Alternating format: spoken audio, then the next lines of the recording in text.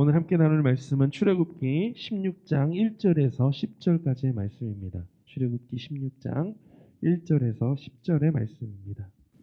이스라엘 자손의 온 회중이 엘림에서 떠나 엘림과 시내산 사이에 있는 신 광야에 이르니 애굽에서 나온 후 둘째 달 15일이라. 이스라엘 자손 온 회중이 그 광야에서 모세와 아론을 원망하여 이스라엘 자손이 그들에게 이르되 우리가 애굽 땅에서 고기 가마 곁에 앉아 있던 때와 떡을 배불리 먹던 때에 여호와의 손에 죽었다라면 좋았을 것을 너희가 이 광야로 우리를 인도해 내어 이 온 회중이 죽여 죽게 하는도다. 그때 여호와께서 모세에게 이르시되 보라, 내가 너희를 위하여 하늘에서 양식을 비같이 내리리니 백성이 나가서 일용할 것을 날마다 거둘 것이라. 이같이 하여 그들이 내 율법을 준행하나 아니하나 내가 시험하리라. 여섯째 날에는 그들이 그 거둔 것을 준비할지니 날마다 거두던 것에 갑절이 되리라. 모세와 아론이 온 이스라엘 자손에게 이르되 저녁이 되면 너희가 여호와께서 너희를 애굽 땅에서 인도하여 내셨음을 알 것이요 아침에는 너희가 여호와의 영광을 보리니 이는 여호와께서 너희가 자기를 향하여 원망함을 들으셨음이라. 우리가 누구이기에 너희가 우리에게 대하여 원망하느냐. 모세가 또 이르되 여호와께서 저녁에는 너희에게 고기를 주어 먹이시고 아침에는 떡으로 배불리시리니 이는 여호와께서 자기를 향하여 너희가 원망하는 그 말을 들으셨음이라. 우리가 누구냐. 너희의 원망은 우리를 향하여 함이 아니요 여호와를 향하여 함이로다. 모세가 또 아론에게 이르되 이스라엘 자손의 온 회중에게 말하기를 여호와께 가까이 나아오라. 여호와께서 너희의 원망함을 들으셨느니라 하라. 아론이 이스라엘 자손의 온 회중에게 말하매 그들이 광야를 바라보니 여호와의 영광이 구름 속에 나타나더라. 아멘. 아실에 오늘 출애굽기 16장 1절로 10절까지 말씀을 통해서 필요를 채워주시는 하나님이라고 하는 주제로 함께 말씀을 나누려고 합니다. 세상을 바라보면 어디 한 구석 편안한 데가 없습니다. 텔레비전 뉴스가 시작된다고 해서 브라운관 앞에 앉습니다. 뉴스가 나올 때 우리에게 뉴스를 통해서 마음을 흡족해 하게 하고 만족하게 하고 우리의 마음을 시원하게 해줄 만한 그런 소식은 들려오지 않습니다. 사방에서 문제의 소리들이 들려옵니다. 사방에서 어둡고 부정적인 소리들이 우리에게 들려옵니다. 여러분, 온통 세상에 문제가 가득 차 있는 것 같이 보입니다. 그래서 그 문제 때문에 불평하고 원망하며 좌절하면서 그때마다 주춤거리면서 가던 길을 멈칫하고 포기하는 경우들도 많이 있습니다. 그런데 자신과 함께 출발했던 다른 사람들을 보면 내가 멈칫하고 있는 그 순간에 저 앞까지 진행하고 있는 이런 모습을 보면서 때로는 우리가 정신을 차리게 될 때가 있습니다. 여러분, 바다를 향해서 무수히 많은 물들 속에 그 파도가 밀려온다고 그 자리에 머물러 있다면 목적지에 이를 수 없습니다. 파도를 거스르면서 가게 되는 것입니다. 물과 함께 여러분 그곳에서 목적지를 향해서 가는 것이죠. 홍해를 건넌 이스라엘 자손은 엘림을 지나 시내반도 안쪽으로 더 깊숙이 이제 진입해 들어갑니다. 출애굽을 하고 이 기간이 성경에 명시된 것을 보니까 약 한 달 동안 광야 여행이 계속되고 있어요. 여러분, 여행을 해보면 편안한 여행도 일주일이 지나가면 피곤해지기 시작하고요. 일주일이 지나가면 지쳐요. 그래서 우리는 간만에 여행 계획을 세우면 아주 빽빽하게 일정을 짜잖아요. 여러분, 여행하면서 여행을 못해요. 왜냐하면 이동하면서 보는 것도 많은데 이동하는 내내 자요. 너무 피곤해서. 그런데 여행은 그렇게 하는 게 아니에요. 여행은 잘 먹고 잘 쉬면서 그리고 내가 이동하고 무엇을 볼 때에는 그것에 집중할 수 있도록 자기 관리가 필요해요. 근데 여러분 30일 동안 이들이 그 광야에서 이제 구름 기둥이 이동하면 함께 이동하고 구름 기둥이 멈추면 멈추고 저녁에는 여러분 날씨가 일교차가 심하기 때문에 이들이 추워요. 그런데 하나님께서 불기둥을 통해 온실을 만들어주기는 하지만 노천에서의 그 잠이 여러분 편안할까요? 편안하지 않은 시간을 여러분 한 달 동안 이들은 계속 보내고 있습니다. 애굽에서 시내산 사이에 신광야라고 하는 곳에 이제 이들이 이르게 되는데 이들이 시내산으로 이동하는 여정은 단순히 지리적인 이동만을 의미하지는 않습니다. 사실 이스라엘이 애굽에서 나와서 정상적으로 이들이 이동해서 간다면 가나안까지는 14일이면 들어가요. 14일이면. 그런데 이들이 애굽을 출발해서 가나안에 들어가게 되기까지 얼마나 시간이 걸렸죠? 40년이요. 우리는 이 40년이 걸린 이것을 통해서 큰 교훈을 하나 얻어야 돼요. 하나님께서 이 백성을 구원해내신 것은 광야에서 고역을 시키다가 거기서 죽게 만들려고 하나님이 불러내신 것 아니에요. 새 백성을 만드시기 위한 거예요. 하나님 나라를 시작하시는 거예요. 그럼에도 불구하고 여러분 나왔던 그 세대가 다 죽고 다음 세대가 가나안에 진입해 들어가요. 오늘 하나님께서 우리를 구원받은 자로 부르신 이유가 무엇일까? 아무 생각 없이 매일매일 시간만 보내면서 가기를 원하는 것이 아니에요. 우리 모두에게 똑같이 시간이 주어졌어요. 주어진 그 시간은 크로노스예요. 그런데 주어진 그 시간 동안 정말 목적을 따라서 가치를 따라서 의미 있게 사용한 시간들을 카이로스라고 말을 해요. 하나님은 우리의 삶을 통해 카이로스를 원하시는 거예요. 그런데 여러분 이스라엘이 광야 여정 가운데 여행을 하면서 그들은 여전히 눈을 뜨고 구름이 이제 움직이기 시작하면 따라가요. 구름이 머물면 거기 머물러요. 왜 머물렀는지도 모르고 왜 가는지도 모르고 그리고 무엇을 해야 되는지도 모르고 주어지는 것을 수동적으로만 받아들이는 거예요. 도대체 자신은 어디 있어요?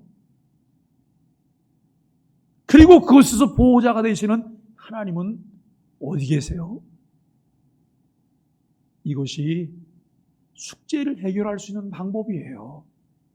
내게 주어진 시간들을 어떻게 우리가 효율적으로 잘 사용하면서 이 시간이 목적과 맞게 쓰여질 수 있을까?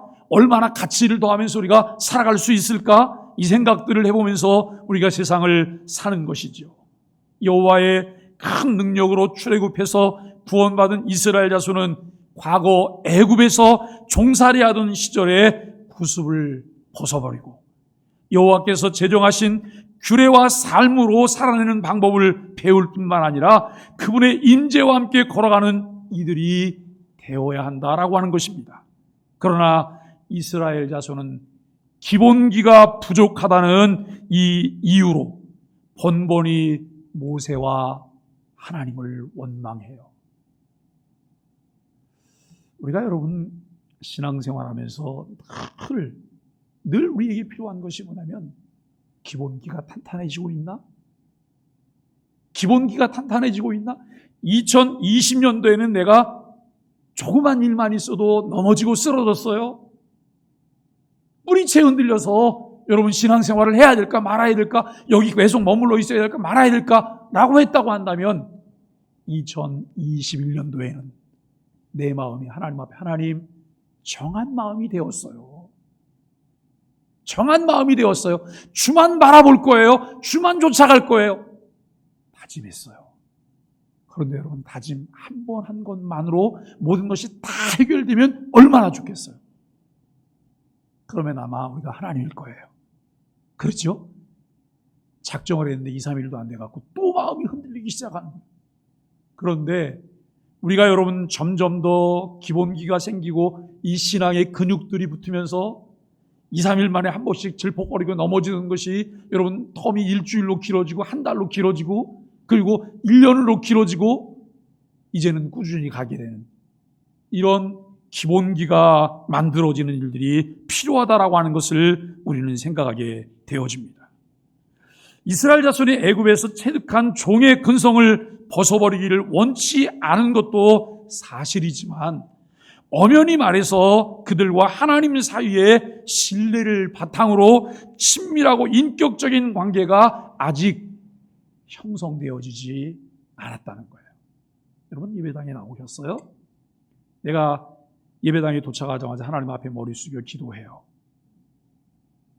그 순간 내가 하나님을 대면한다고 하는 것이 분명히 믿어지셔야 되고 느껴지셔야 되는 거예요. 예배당에 나와서 내가 머리 숙여 기도하지만 누구한테 뭘 하는지도 나도 모르고 그냥 주문해 오는 것처럼 내가 기도했는지 뭘 했는지도 모를 정도로 그냥 습관적으로 하고 있다고 한다면 그분과 인격적인 교제는 이루어지지 않는 거예요. 제가 우리 이군희 권사님을 이렇게 마주하면서 이야기하듯이 우리가 하나님께 그렇게 이야기할 수 있어야 되고, 그리고 여러분 예배가 진행되는 동안, 찬양할 때나 모든 순서가 진행되는 동안 이곳에 와 계신 주님께서 찬양을 받으시고 예배를 받으시기 때문에 나는 그분을 상대로 그분께 예배하는 거예요. 말씀을 듣는 시간, 마치 하나님이 내 앞에 앉으셔서 나에게 말씀을 하시는 것처럼 우리가 귀 기울여 듣고 내가 온몸으로 반응하는 이 일들이 우리에게 필요하잖아요. 여러분, 이 일이 필요해요. 이 일을 위한 훈련이 필요하고 이 일을 위한 준비가 필요한데, 여러분 이렇게 이루어지려고 한다면 하나님과 우리 사이에 신뢰가 형성이 돼야 돼요. 신뢰가 형성이 되고 신뢰를 통해서 그분과 친밀한 교제를 나누게 되는 그런 시간이 되는 것이죠. 그래서 그들은 이제 여호와가 누구시며 어떤 분인지를 계속 배워야 돼요. 도대체 여호와가 누구실까? 여호와가 어떤 분일까? 모세가 바로를 만나서 내 백성을 보내라라고 말할 때 바로가 보였던 반응이 무엇일까요? 여호와가 누구간데? 여호와가 누구간데? 그런데 하나님은 반복되는 재앙들을 통해서 그 바로가 말하던 여호와가 누구간데라고 하는 이가 여호와 하나님이라고 하는 사실을 분명하게 알게 하셨어요. 사랑하는 여러분, 그 여호와 하나님을 우리가 알지 못하면 그 여호와 하나님의 신실하심과 그분의 성품을 알아가면 알아갈수록 내 삶의 풍성함이 나와요. 내 삶의 풍성함이 나와요. 어제 저녁에 서울에서 연주회가 있었어요. 그래서 저녁에 갔어요. 연세대학교에 있는 금호아트홀에서 저녁 8시에 아주 부담스러운 시간이에요, 제게는. 그런데 갔어요. 저는 연주회를 가려면 미리 프로그램들을 보고 그 곡들을 유튜브를 통해서 몇 번 들어요. 왜냐하면 내가 미리 듣지 않으면 이 곡이 어떤 곡인지 몰라요. 그런데 어제 연주회가 로맨틱한 사랑 이야기예요. 시리즈로 계속 지금 하고 있는 건데, 어제는 슈만이라고 하는 음악가가 나오고 브람스가 나오고 그다음에 슈베르트라고 하는 사람이 나와요. 그런데 여러분, 제가 어제 그 연주를 보면서 피아노를 치는데 건반 위의 마술사예요. 건반 위의 마술사예요.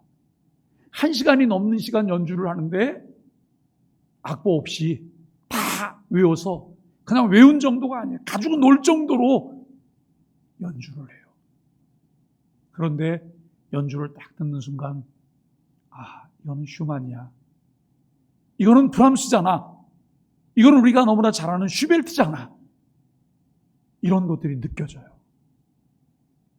여러분, 이것을 느끼고 맛을 알면 그 음악에 빠져드는 거예요. 얼마나 그 음악이 아름다운지.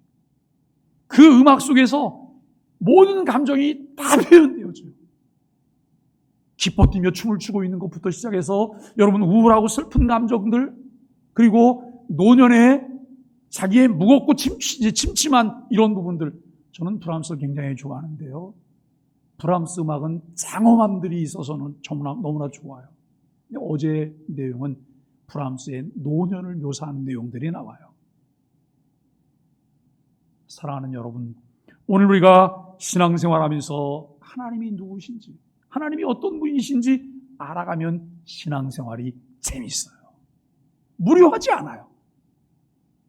그 은혜를 알아가면 알아갈수록 너무 재미있는 거예요.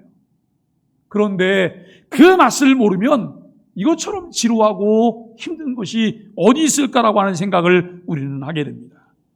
여러분, 여호와 하나님이 누구시며 어떤 분인지를 배워야 되는데, 이 배움을 위해서 여호와께서 안식일 규례를 포함한 만나 규례를 오늘 본문을 통해 주십니다. 그리고 그 연장선상에서 역설적이게도 하나님을 향해 계속 원망을 쏟아놓는 이스라엘을 위해 그들이 눈으로 직접 볼 수 있도록 하나님의 영광스러운 임재가 구름을 통해 나타나요.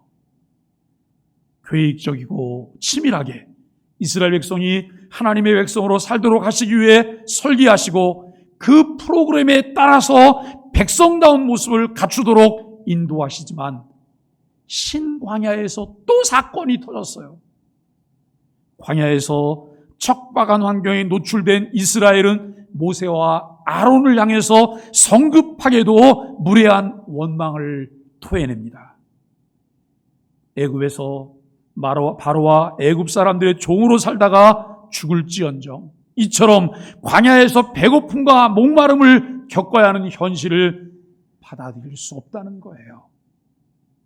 애굽에 끓는 고깃가마가 생각난대요.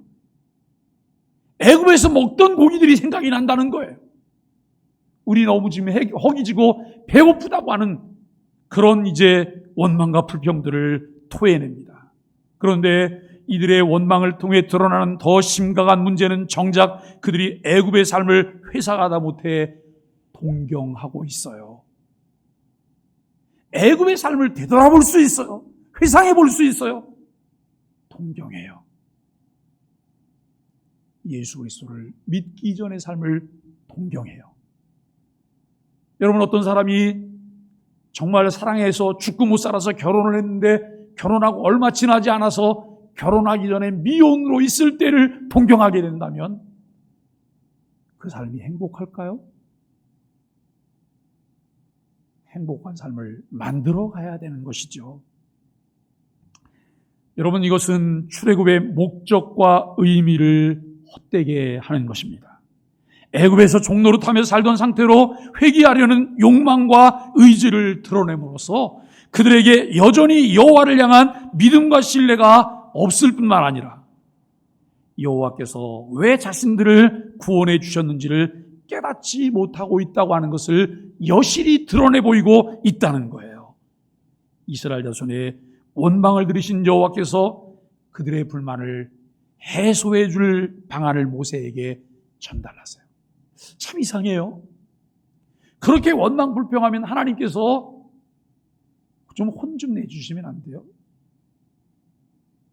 아니, 저렇게 원망 불평하고 시도 때도 없이 까불고 있는 이스라엘 백성들을 하나님 좀 혼 좀 내주시면 안 되나요? 하나님 혼내시질 않으세요? 그리고 모세에게 그것을 해소할 수 있는 방안을 제시해 주세요. 여러분, 이것이 어디까지라고요? 시내산에서 하나님과 언약을 체결하기 전까지예요. 이때까지는 하나님께서 미성숙한 아이로 이들을 지금 보고 있다는 거예요. 그래서 받아주시는 거예요, 다.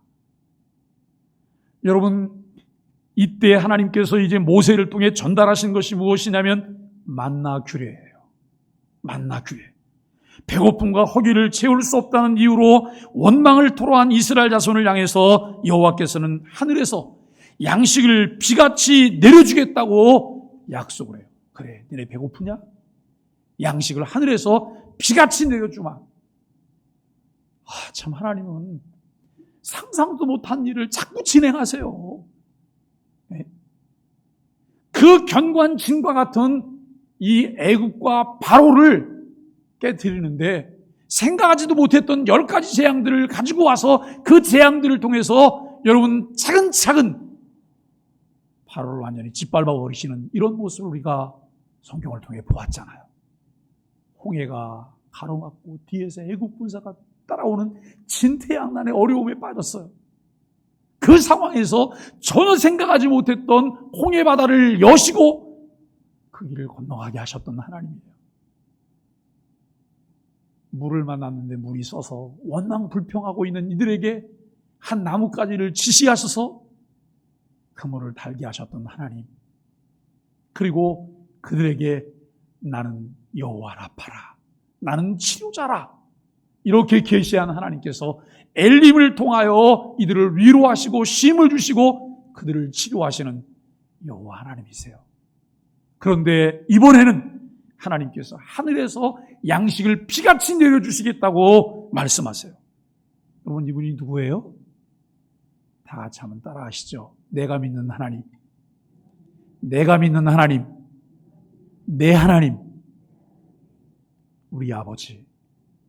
그렇게 믿으세요? 내 하나님이에요. 우리 아버지예요. 남의 아버지가 아니고 우리 아버지고 내 아버지예요. 내 하나님이에요. 이 고백이 매일매일 삶 속에서 우리 속에서 일어날 수 있어야 돼요. 매 순간 이 고백이 일어날 때 우리는 상황들을 이길 수 있는 은혜를 힘입게 되어진다라고 하는 것입니다.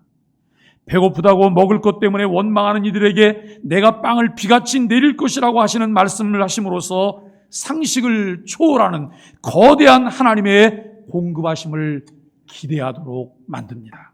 그런데 이 약속에는 일용할 양식을 날마다 거둘 것이라고 하는 지침이 있어요.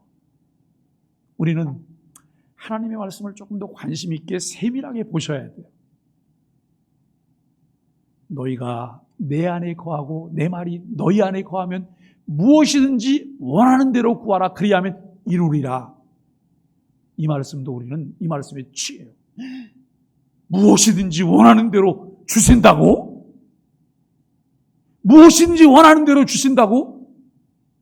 이것은요, 자동적으로 따라오기도 하고 자동적으로 따라오지 않기도 하는 거예요. 뭐에 비중을 두셔야 돼요? 너희가 내 안에 거하고 내 말이 너희 안에 거하면, 너희가 내 안에 거하고 내 말이 너희 안에 거하면 무엇이든지 원하는 대로 구하라, 그리하면 주시리라. 여러분, 이 말씀이 요한복음 15장 7절에 있는 말씀이에요.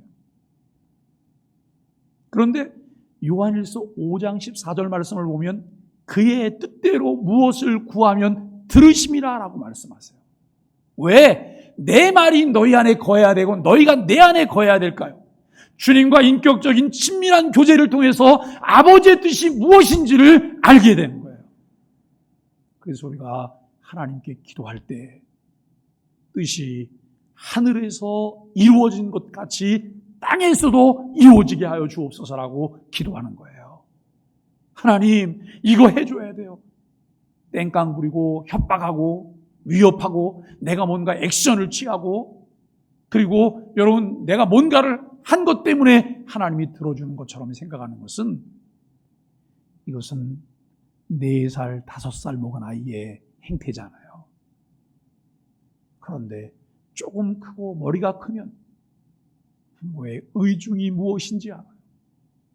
부모의 의중이, 어릴 때는 부모에게 선물을 줘도 이것이 부모에게 필요한 것인지 필요치 않은 것인지도 생각지 않고 그저 내가 준비할 수 있는 거면 준비해서 드리는 거예요. 근데 부모도 이게 내게 필요 없어도 저 녀석이 나를 사랑해서 만들어주는 거니까 너무 귀하고 이쁘게 그것을 받게 되는 거예요. 여러분, 나이가 40, 50이 돼서도 매일 그저 그림이나 종이에다 그림이나 한 장 그려갖고 이렇게 부모에게 내놓는다고 하면 부모는 그것을 받으면서 한숨 쉬실 거예요. 언제나 사람 노릇할래 해. 언제나 사람 노릇할래 해. 이런 생각을 갖게 될 것입니다. 여호와께서 매일 필요한 것만 거두라고 하는 규례와 더불어서 6째 날에는 날마다 거두었던 것에 갑절을 거두라고 하는 규례를 주세요. 자, 여러분, 여기에서 이제 시비가 엇갈리는 거예요. 여기에 갈림길이 생겨요. 여기에서 더 깊은 데로 갈 것이냐, 아니면 지금까지 내가 가던 그런 여러분 패턴을 계속 유지할 것이냐가 결정이 되어지는 거예요. 내일 본문에서 더 자세한 이 만나 규례를 우리가 다루게 되는데요. 오늘 내용에서 여호와께서 만나 규례를 수립하신 이유와 목적을 설명하는데 오늘 본문은 더 비중을 두고 있어요. 그들이 율법을 준행하나 아니하나 내가 시험하리라. 출애굽해서 시내산까지 가는 과정이 무슨 과정이냐면 시험 과정이에요. 유혹해서 넘어뜨리는 올가미를 씌우는 과정이 아니라 이들이 실력이 어떻게 형성되고 있는지, 이들이 하나님을 어떻게 알아가고 있는지 이것을 테스트하는 기간이라고 하는 거예요. 이스라엘은 시험 공부를 하면서 시험을 치르면서 지금 진행해 가고 있어요. 여기 준행한다고 하는 말은 하나님께서 이스라엘 백성에게 지시한 말씀을 그들의 삶에서 그대로 순종하는지 확인하고자 하신다는 말씀이에요. 여러분 중요해요. 하나님이 말씀하셨어요. 내가 그것을 받아들일지 안 받아들일지 마음의 결정을 해야 돼요. 하나님 나 100% 신뢰해요. 무조건 따를 거예요. 그런데 하나님께서 말씀하셨는데 하나님 내가 생각 좀 해볼게요. 그리고 자꾸 자기가 여러분 이것을 변형을 하는 거예요. 각색을 하는 거예요. 이건 가야 되고 이건 아니고 이거는 따를 수 있고 이건 할 수 없고 그리고 이건 이렇게 바꾸는 게 좋겠고 이거는 순종이 아니에요. 그리고 어떤 사람은 하나님 왜 이런 걸 하라 그래요? 나 이거 안 할 거예요. 세 가지 태도를 한번 생각해 보세요. 그런데 하나님께서는 준행하라 그래요. 율법대로 준행하나 아니하나 내가 시험하리라. 여호와께서는 이스라엘 자손이 원망을 쏟아놓은 사실을 크게 문제 삼지 않으신 채 만나 규례를 대안으로 제시하심으로 사건이 일단락되는 것처럼 보여요. 그러나 모세는 이스라엘이 원망한 사실을 7절로 9절에서 반복하며 거론하고 강경한 반응을 모세가 보입니다. 이스라엘 자손이 전에는 마실 물로 이번에는 먹을 것으로 원망을 쏟아내는 모습에서 그들이 깊이 새겨 알고 있어야 되는 것을 모르고 있거나 오해하고 있다는 신앙적이면서도 실존적인 문제를 모세가 감지했기 때문이에요. 이것은 지도자가 갖게 되는 안목이며 현실 처리에 대한 문제인식이에요. 이거는 안 돼. 이렇게 가면 절대 안 돼. 이렇게 하면 큰일 나. 지도자는 그 부분을 볼 수 있는 안목이 있는 거예요. 모세는 먼저 저녁이 되면 이스라엘 자손이 그들을 애굽에서 이끌어내신 분이 여호와라는 사실을 알게 될 것이라 라고 말을 해요. 이어서 아침에는 하나님의 영광을 보게 될 것이라는 거예요. 오늘 저녁부터 너희들이 그리고 내일 아침에도 매일매일 하나님이 여호와라는 사실을 알게 될 것이다. 하나님의 영광을 매일 아침 보게 될 것이다 라고 하는 말씀을 합니다. 그 이유에 대해서는 놀랍게도 우리가 여러분 이 말씀을 보다가 이렇게 표정을 줘야 될 부분이 여러 차례 나옵니다.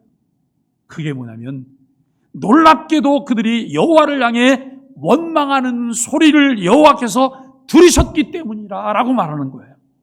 그리고 나서 모세는 울분을 터뜨리는 것처럼 그들을 향해 우리가 누구이기에 우리가 누구라고 너희가 우리에게 대하여 원망하느냐고 반문을 해요. 이 말은 모세와 아론은 하나님 말씀을 전하는 전달자일 뿐 아무것도 아니라고 하는 그런 의미예요. 우리가 여러분 텔레비전을 보면 뉴스 시간에 청와대 대변인도 나오고 정당의 대변인들도 나와요. 그런데 조금 강한 톤으로 무엇을 말해야 될 때는 대변인이 나와서 정말 쌀쌀맞게 뭘 발표하고 들어가요. 근데 아마 이 쌀쌀 맞는 것을 발표하는 것을 본다면 저 북에 있는 사람들이 훨씬 더 심하겠죠?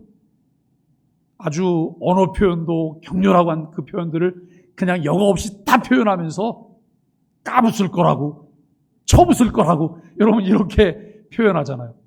그런데 우리는 그걸 발표하는 사람만 미워해요. 그 사람은요, 앵무새일 뿐이에요. 그 사람은 스피커일 뿐이에요. 그 사람에게 그것을 하게 하는 이가 있잖아요. 그가 누구냐라고 하는 거예요. 모세와 아론이 이스라엘 백성들을 애굽에서 인도하고 여러분 그들을 지금 함께 진행하고 있지만 주체가 모세와 아론인가요? 여호와 하나님이시잖아요. 이것을 볼 때 우리는 눈앞에 잔잔한 원망 불평을 넘어설 수 있어요. 원망 불평을 넘어설 수 있어요. 우리가 여러분 예레미야서를 보면 예레미야는 무슨 선지자라고요? 눈물의 선지자예요. 눈물 없이 그의 사역을 할 수 없었기 때문에 눈물의 선지자예요. 하나님이 주신 말씀을 통해서 여러분 그 마음 가운데 백성들을 바라보는 고통이 너무 크기 때문에 그는 늘 울었어요. 하나님 말씀과는 관계없이 자기 멋대로 살아가는 백성들을 보면서 마음이 너무 아파서 울었어요. 그리고 그 백성들이 예레미야를 향해서 못되게 하는 짓 때문에 고통스러워서 그가 날마다 하나님 앞에 울었어요. 예레미야를 죽이려고 하는 백성들이 있었어요. 그런 시도가 끊임없이 계속돼요. 왜요? 하나님의 심판을 자꾸 경고하니까요. 하나님의 심판을 경고하니까요. 심판 경고는 그 행위가 바뀔 때까지 가는 거예요. 그 행위가 바뀌어지고 나면 똑같은 심판의 경고가 외쳐지지만 나에게 들리지 않아요. 왜요? 나는 그걸 떠났기 때문에요. 떠났기 때문에. 그러나 그것을 떠나지 않는 한 그 소리는 계속 나에게 주는 말로 들리게 된다라고 하는 것을 우리는 생각하게 되어집니다. 여러분, 이제 이스라엘 백성이 잊고 있었던 사실은 그들을 구원하시고 그들에게 양식을 주시는 분이 하나님이라고 하는 사실을 모세가 다시 상기시키시는 거예요. 모세는 하나님 말씀을 이스라엘에게 전합니다. 즉 여호와께서 저녁에는 메추라기 고기를, 아침에는 만나를 주셔서 그들로 배부르게 하실 것이라고 선포합니다. 이번에도 모세는 이스라엘 자손이 여호와를 향하여 원망한 말을 여호와께서 들으셨기 때문에 그들을 배불리 먹이실 것이라고 하는 거예요. 그러면서 그들이 자신들에게 한 원망이 결국은 여호와를 향한 것이라고 질책해요. 마지막으로 모세는 아론을 시켜서 이스라엘 온 회중을 여호와께 가까이 나오라고 말을 해요. 그러면서 그 이후 역시 똑같은 말을 하는 거예요. 여호와께서 그들의 원망을 들으셨기 때문에, 여호와께서 그들의 원망을 들으셨기 때문에. 자, 여러분, 이 즈음에서 한번 생각해 보세요. 의사 표현하세요. 하나님께 어떻게 표현하시겠어요? 원망 불평하며 표현하시겠어요? 아니면 기도와 간구로 감사함으로 표현하시겠어요? 그리고 하나님을 찬양하시는 것으로 의사 표현을 하시겠어요? 선택은 내 자유예요. 내가 아무것도 모를 때는 원망하고 불평하고 투정할 수 있어요. 그래도 이뻐 보여요. 그런데 어느 정도 성장하고 자라 있어야 될 시점에도 똑같은 방법으로 한다면 이것은 고역이고 고통이에요. 감사함으로 하나님께 기도하며 의사 표현들을 하는 은혜가 있게 되기를 예수님으로 간절히 축복합니다. 오늘 우리에게 정말 필요한 것들이 있다면 그것이 무엇일까요? 모세의 말대로 여호와께 가까이 나온 이스라엘 온 회중 앞에 하나님의 영광이 나타났습니다. 출애굽 이후 홍해를 건너기까지 이스라엘 자손 앞에서 행하고 애굽 군사들과 병마들로부터 그들을 보호해 주었던 구름 속에 하나님의 영광이 임재했습니다. 이스라엘 자손의 원망을 듣고서 그들 앞에 영광스러운 모습을 드러내신 여호와는 그들에게 여호와가 누구신지를 일깨워 주셨어요. 누구신지를 일깨워 주셨어요. 하나님은 항상 우리 앞에 축복과 징계를, 축복과 심판을 함께 펼쳐놓으세요. 그리고 우리에게 말씀하세요. 내가 너에게 복을 주리라. 내가 너에게 복을 주리라. 내가 너를 창대하게 하리라. 내가 너를 크게 하리라. 말씀하세요. 그런데 여기에 전제는 뭐예요? 갈래길에서 이 길로 행하면 내가 너의 길을 평탄케 하리라 라고 말씀하세요. 그런데 갈래길에서 우리는 이 길을 선택하지 않고 이 길을 선택하면서 늘 뭘 바라보냐면 하나님께서 복 주시기를 기도해요. 100년을 기도해 보세요. 그 기도는 이루어지지 않아요. 불러도 대답이 없어요. 오늘 우리는 말씀을 함께 나누면서 이스라엘 자손의 원망을 듣고서 그들 앞에 영광스러운 모습으로 나타내신 여호와, 그들에게 여호와가 누구신지를 분명하게 일깨워 주는데 하나님께서는 마라의 쓴물 사건에서도 신광야에서 만나와 메추라기 사건 속에서도 하나님의 백성인 이스라엘 자손들이 여호와 하나님을 자신들의 하나님으로 알게 되는 것에 관심을 집중시키고 있다는 것입니다. 여러분, 중요한 것은 이것이 출애굽의 목적이며 의의예요. 이것이 출애굽의 목적이며 의의예요. 하나님이 우리를 구원받은 자가 되게 하신 목적과 의의가 무엇일까라고 하는 거예요. 우리는 그저 무엇을 봤는데 아무 생각 없이 습관적으로 여러분 종교 행위를 하는데 노. 언제까지 여러분 이렇게 종교 생활을 하시겠어요? 교회는 가는데 즐거움이 없어요. 신앙생활을 하는데 아무 즐거움이 없어요. 또박또박 여러분 내가 돈을 벌어서 11조를 하고 감사원금하고 각종 원금을 하는데 아무런 감동이 없어요. 그걸 왜 하세요? 왜 그렇게 우리가 그걸 하셔야 되죠? 이것처럼 바보 같은 행위가 없잖아요. 하나님께서 나를 구원하시고 내가 그것을 해야 되는 목적이 무엇이며 그것에 진정한 어떤 의미가 있는지를 깨닫고 하셔야 돼요. 매일 감사가 넘쳐요. 드리면서 감사가 넘쳐요. 봉사하면서 감사가 넘쳐요. 내 눈에 들어오는 것들이 다 하나님께서 주신 축복의 길들이에요. 저는 교회 생활을 하면서 어른들이 마치 고역을 치르는 것처럼 봉사하는 모습을 볼 때 제일 속상해요. 왜 하시지? 그런데요, 우리도 모르는 사이에 우리 아이들이 그걸 따라하고 있다는 거예요. 우리 아이들이 어떻게 하면 교회 봉사를 안 할까? 어떻게 하면 교회에서 뭘 안 맡게 될까? 그걸 왜 해요 도대체? 그것이 복이며 그것이 하나님의 은혜고 거기엔 놀라운 하나님의 여러분 기쁨의 비결들이 있다고 하는 것을 깨닫지 못하는데 왜 그것을 해야 되는 걸까요? 언제까지 이것을 반복하면서 마치 내가 안 하면 안 되는 것처럼 하면서 원망 불평하고 쓴뿌리를 내는 일을 언제까지 하시겠습니까? 여호와께서 당신의 임재를 구름 속에 나타내셔서 과거에 그들을 어떻게 인도하셨고 보호하셨는지 그리고 구원하셨는지를 일깨워 주시고 이스라엘 자손은 하나님의 규례와 법도를 지킴으로 가르치시고 훈련하심으로써 신뢰와 믿음을 바탕으로 친밀하고 인격적인 관계를 세워가십니다. 사랑하는 소망의 가족 여러분, 우리는 오늘 말씀을 통해 두 가지를 마음에 담으며 말씀을 정리하려고 합니다. 첫째는 상황 때문에 원망 불평하는 것이 아니라 아무것도 염려하지 말고 기도와 간구로 너희 구할 것을 아뢰라고 하는 말씀이에요. 둘째는 하나님 나라 백성으로 하나님 나라를 누리게 하시려고 하는 하나님의 관심은 말씀을 알고 그 말씀 순종 여부에 있다는 거예요. 내가 하나님의 백성이라고 말을 해. 하나님의 나라를 누리려고 한다 그래. 그런데 하나님이 무엇을 말씀하시는지 나는 몰라요. 그렇기 때문에 나는 말씀에 순종하는지 불순종하는지도 나는 모르고 있어요.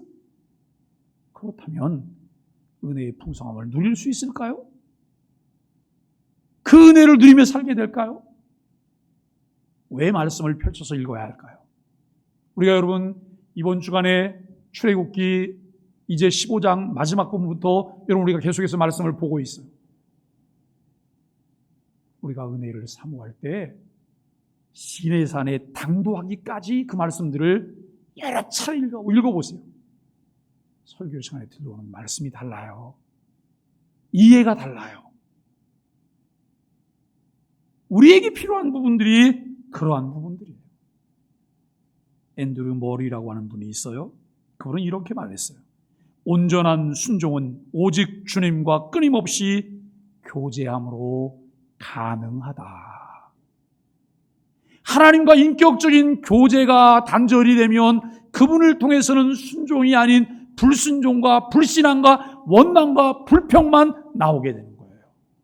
그런데 친밀한 인격적인 교제가 이루어지면 나를 통해 하나님이 그처럼 원하시는 범사에 감사함이 이루어져요. 항상 기뻐하라, 쉬지 말고 기도하라, 범사에 감사하라. 이는 그리스도 예수 안에서 너희를 향하신 하나님의 뜻이니라. 하나님의 소원이니라. 이 말씀이 우리 속에서 실현될 수 있다는 거예요. 여러분, 배가 고프다고요. 목이 마르다고요. 하나님께서는 목마른 자에게 물을 주실 수 있는 분이에요. 예수님께서는 이렇게 말씀하셨어요. 누구든지 목마르거든 내게로 와서 마시라. 내 속에서 생수의 강이 흘러넘치리라. 내 속에서 생수의 강이 흘러넘치리라. 배고프다고 원성인 이스라엘을 향해서 하늘에서 만나를 비같이 내리리라라고 말씀하시는 하나님의 말씀을 우리가 듣게 돼요. 빌립보서 4장 19절 말씀에는 이렇게 말합니다. 나의 하나님이 그리스도 예수 안에서 영광 가운데 그 풍성한 대로 너희 모든 쓸 것을 채우시리라. 여러분 말씀을 믿으세요? 믿게 되기를 바랍니다. 내 욕심을 위해서, 내 욕망을 채우기 위해서, 내가 움켜쥐기 위해서 하나님께 무엇을 구하는 것이 아니라 하나님 일용할 양식을 주세요. 하나님 일용할 양식을 주세요. 저는 저만 위해 살면 되니까 제게 밥 3끼만 주시면 돼요. 그런데 하나님, 저는 저만 위해 살고 싶지 않아요. 다른 사람과 나눌 수 있는 것도 제게 주세요. 이것이 그 사람에게는 일용할 양식이에요. 자기밖에 모르는 사람은 자기 쓸 것만 일용할 양식인 거예요. 우리 소망의 교회가 우리 교회를 위해 존재하는 교회가 되지 않기를 바랍니다. 주를 위해 존재하는 교회, 세상을 위해 존재하는 교회, 이웃을 위해 존재하는 교회, 소외된 자들을 위해서 존재하는 교회. 이 일을 위해서 기도하다가 하나님,